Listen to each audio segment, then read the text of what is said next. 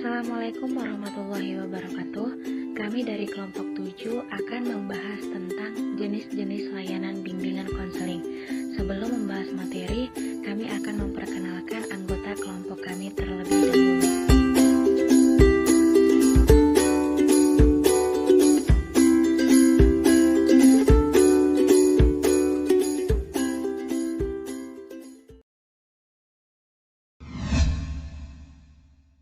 Baik, saya akan menjelaskan tentang pengertian layanan bimbingan dan konseling.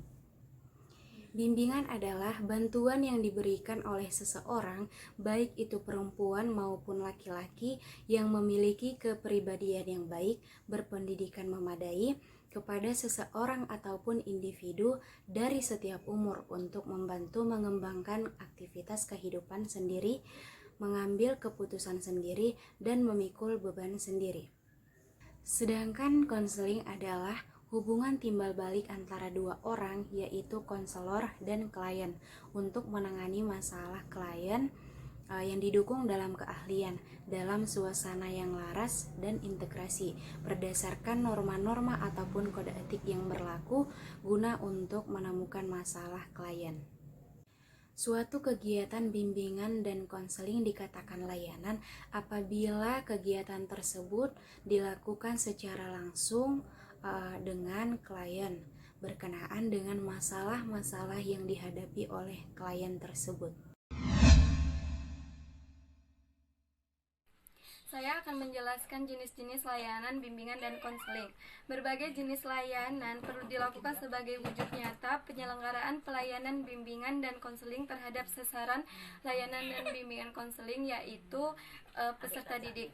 Di sini saya akan menjelaskan sejumlah layanan bimbingan dan konseling dalam dunia sekolah atau dunia pendidikan. Di antaranya yang pertama adalah layanan orientasi. Layanan orientasi adalah layanan bimbingan dan konseling yang memungkinkan peserta didik untuk memahami situasi lingkungan yang baru agar mempermudah dan memperlancar berperannya peserta didik di lingkungan yang baru itu. Situasi dan lingkungan yang baru bagi individu merupakan sesuatu yang asing. Keterasingan bagi individu menyulitkan dia dalam bersosialisasi. Maka dari itu, layanan orientasi berperan untuk menjembatani kesenjangan antara individu dan dengan situasi yang asing tersebut, agar individu ini dapat mengambil manfaat dari objek-objek yang ditemukannya di situasi yang baru tersebut. Yang kedua adalah layanan informasi. Layanan informasi adalah layanan bimbingan yang memungkinkan peserta didik ataupun orang-orang yang berkepentingan penting untuk pada peserta didik yang berperan penting untuk memahami berbagai info seperti informasi tentang pendidikan, jabatan untuk pertimbangan dan pengambilan keputusan demi kepentingan peserta didik sebagai seorang pelajar, anggota keluarga maupun anggota masyarakat. Yang ketiga, layanan penempatan dan penyaluran. Layanan penempatan dan penyaluran merupakan layanan bimbingan yang memungkinkan peserta didik menempatkan, menyalurkan, dan merealisasikan dirinya pada posisi yang tepat. Maksudnya adalah menyalurkan potensi ataupun bakat dan minat yang dimilikinya agar potensi tersebut dapat berkembang secara optimal dan memberikan kenyamanan terhadap peserta didik tersebut. Selain itu, layanan ini juga membantu guru dalam pengelolaan kelas dan penyusunan materi. Yang keempat adalah layanan bimbingan belajar atau layanan pembelajaran. Layanan pembelajaran merupakan layanan bimbingan dan konseling yang memungkinkan peserta didik mengembangkan diri berkenaan dengan sikap dan kebiasaan belajar yang baik, materi belajar yang cocok dengan kecepatan dan kesulitan belajarnya, serta berbagai aspek tujuan dan kegiatan belajar lainnya. Kemudian layanan konseling individual. Layanan konseling individual merupakan layanan bimbingan dan konseling yang memungkinkan peserta didik mendapatkan layanan secara langsung ataupun secara tatap muka dari seorang konselor atau guru yang berkaitan dengan pengentasan masalah yang dihadapinya. Individu yang dimaksud di sini adalah siswa yang normal yang memiliki permasalahan baik di rumah maupun di sekolah maupun di lingkungannya, dan di mana siswa ini tidak dapat menyelesaikan atau mengambil keputusannya secara sendiri. Oleh karena itu, layanan berperan penting dalam pengentasan masalahnya. Selanjutnya saya akan menjelaskan tentang tujuan layanan bimbingan konseling. Bimbingan dan konseling merupakan pelayanan dan bantuan untuk siswa baik secara individu ataupun kelompok agar mandiri dan berkembang secara optimal dalam hubungan pribadi, sosial, belajar maupun karir melalui berbagai jenis layanan dan kegiatan pendukung atas dasar norma-norma yang berlaku. Tujuan bimbingan dan konseling yaitu untuk membantu memandirikan siswa dalam mengembangkan potensi-potensi mereka secara optimal.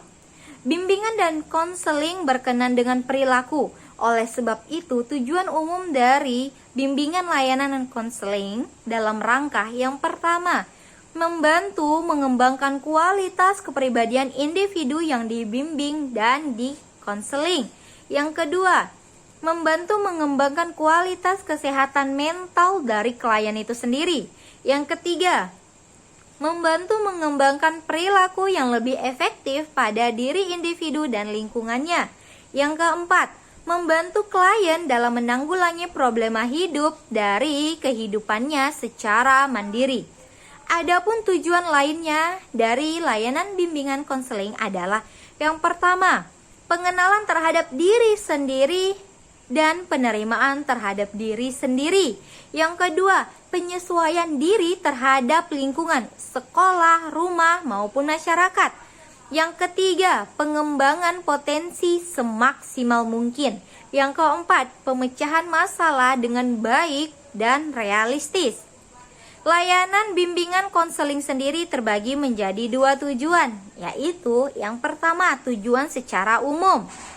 Secara umum, tujuan dari bimbingan dan konseling adalah untuk membantu individu mengembangkan diri secara optimal yang sesuai dengan tahap perkembangan dan predisposisi yang dimilikinya, seperti kemampuan dasar dan bakat-bakat yang dia miliki.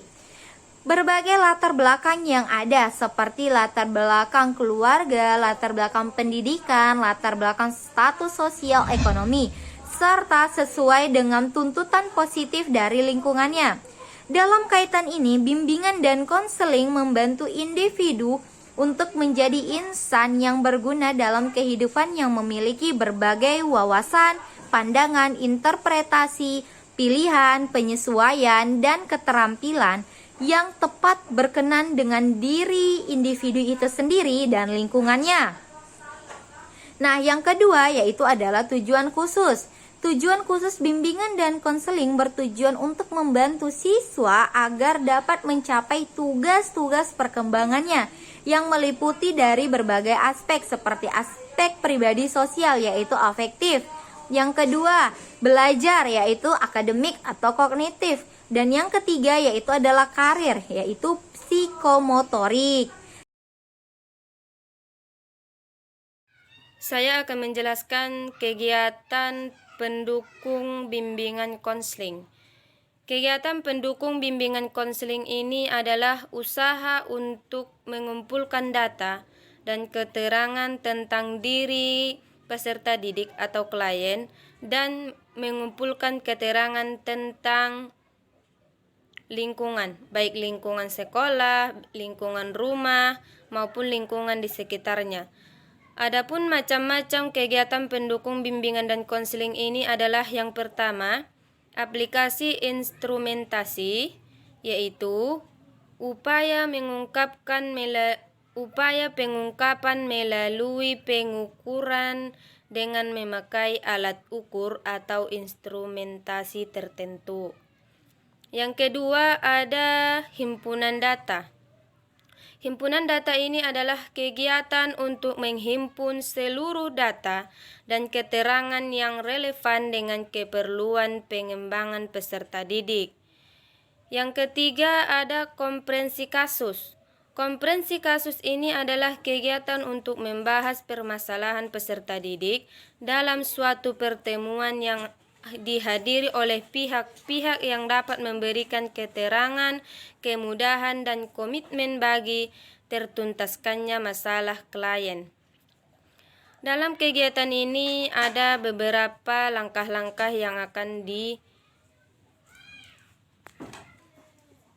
diuraikan. Yang pertama, perencanaan komprehensi kasus harus dibicarakan terlebih dahulu dan mendapat persetujuan dari klien.